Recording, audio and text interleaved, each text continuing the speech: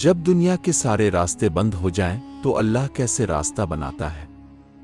آج کی اس ویڈیو میں ہم آپ کو لے کر چلیں گے اس تاریخی منظر کی طرف جہاں اللہ نے فرعون کے بدن کو غرق ہونے کے باوجود محفوظ رکھا تاکہ وہ آنے والی نسلوں کے لیے نشان عبرت رہے۔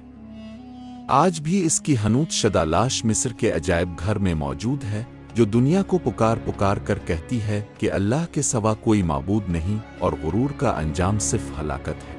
فرعون نے ایک رات خواب دیکھا کہ بیت المقدس سے ایک آگ نکلی جس نے قبطیوں، فرعون کی قوم کے گھروں کو جلا ڈالا مگر بنی اسرائیل محفوظ رہے۔ نجومیوں نے تعبیر دی کہ بنی اسرائیل میں ایک بچہ پیدا ہوگا جو تیری سلطنت کا خاتمہ کر دے گا۔ فرعون نے حکم دیا کہ ہر پیدا ہونے والے اسرائیلی لڑکے کو قتل کر دیا جائے۔ اسی خوفناک ماحول میں حضرت موسیٰ پیدا ہوئے۔ اللہ کے حکم سے آپ کی والدہ نے آپ کو ایک صندوق میں ڈال کر دریا میں بہا دیا، جو بہتا ہوا فرعون کے محل جا پہنچا۔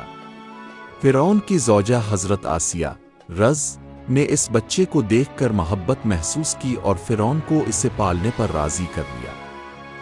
سبحان اللہ، جس سے فرعون کو خطرہ تھا، اسی کی پرورش فرعون کے محل میں شہزادوں کی طرح ہوئی۔ جوانی میں ایک واقعے کے بعد آپ مصر سے ہجرت کر کے مدین چلے گئے، جہاں حضرت شعیب کے پاس قیام کیا اور شادی کی۔ 10 سال بعد جب آپ مصر واپس آ رہے تھے تو کنواں طور پر اللہ نے آپ سے کلام فرمایا اور نبوت عطا کی۔ اللہ نے آپ کو 2 بڑے معجزات دیے، ایک وہ لاٹھی جو اژدھا بن جاتی تھی اور دوسرا ہاتھ جو گریبان سے نکالنے پر سورج کی طرح چمکتا تھا۔ اللہ نے حکم دیا کہ فرعون کے پاس جاؤ اور اسے اللہ کی توحید کی طرف بلاؤ۔ آخر کار اللہ کا حکم آیا کہ بنی اسرائیل کو لے کر رات کے وقت نکل جاؤ۔ فرعون اپنے لشکر سمیت پیچھے لگا۔ جب بنی اسرائیل سمندر کے کنارے پہنچے تو سامنے لہریں تھیں اور پیچھے موت۔ اللہ نے فرمایا، اے موسیٰ، اپنی لاٹھی سمندر پر مارو۔ لاٹھی لگتے ہی سمندر پھٹ گیا اور 12 خشک راستے بن گئے۔ بنی اسرائیل پار ہو گئے، مگر جب فرعون کا لشکر بیچ میں پہنچا تو اللہ نے پانی کو ملنے کا حکم دیا۔ فرعون اپنے لشکر سمیت غرق ہو گیا اور اس کی لاش کو رہتی دنیا کے لیے نشان عبرت بنا دیا گیا۔ جب فرعون نے جادوگروں کی شکست کے باوجود ایمان لانے سے انکار کر دیا تو اللہ تعالیٰ نے مصر پر پے در پے آزمائشیں بھیجیں۔ قرآن پاک میں ذکر ہے کہ فرعون کی قوم پر ٹڈی دل، مینڈکوں، جوں اور خون کا عذاب نازل ہوا۔ جب بھی عذاب آتا فرعونی حضرت موسیٰ کے پاس بھاگے آتے اور کہتے کہ اپنے رب سے دعا کریں، اگر یہ ٹل گیا تو ہم ایمان لے آئیں گے۔ مگر جیسے ہی عذاب ٹلتا وہ پھر سرکشی پر اتر آتے۔ یہ سلسلہ کئی سالوں تک چلتا رہا، یہاں تک کہ اللہ کا حتمی فیصلہ آ گیا۔ اللہ نے حضرت موسیٰ کو حکم دیا کہ اب وقت آ گیا ہے کہ بنی اسرائیل کے تمام خاندانوں کو لے کر رات کی تاریکی میں مصر سے نکل جاؤ۔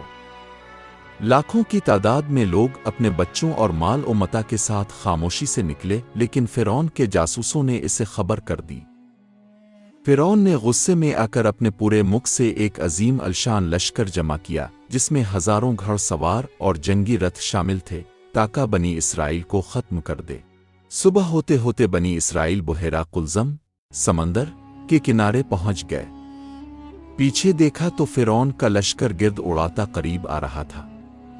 قوم گھبرا گئی اور کہنے لگی، اے موسیٰ، ہم تو مارے گئے۔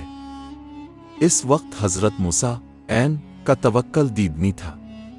آپ نے فرمایا، ہرگز نہیں، میرا رب میرے ساتھ ہے، وہ مجھے راستہ دکھائے گا۔ اللہ نے حکم دیا، ایک موسیٰ، اپنی لاٹھی سمندر پر مارو۔ لاٹھی لگتے ہی سمندر کے بیچوں بیچ 12 راستے بن گئے اور پانی دونوں طرف پہاڑ کی طرح کھڑا ہو گیا۔ جب بنی اسرائیل پار ہو گئے اور فرعون اپنے لشکر سمیت بیچ میں پہنچا تو اللہ نے پانی کو واپس پلٹنے کا حکم دیا۔ فرعون ڈوبنے لگا تو چیخا، میں موسیٰ اور ہارون کے رب پر ایمان لایا۔ مگر اللہ نے فرمایا، اب جبکہ تو نے پہلے نافرمانی کی۔ اللہ نے فرعون کے بدن کو غرق ہونے کے باوجود محفوظ رکھا تاکہ وہ آنے والی نسلوں کے لیے نشان عبرت رہے۔ آج بھی اس کی حنوط شدہ لاش مصر کے عجائب گھر میں موجود ہے، جو دنیا کو پکار پکار کر کہتی ہے کہ اللہ کے سوا کوئی معبود نہیں اور غرور کا انجام صرف ہلاکت ہے۔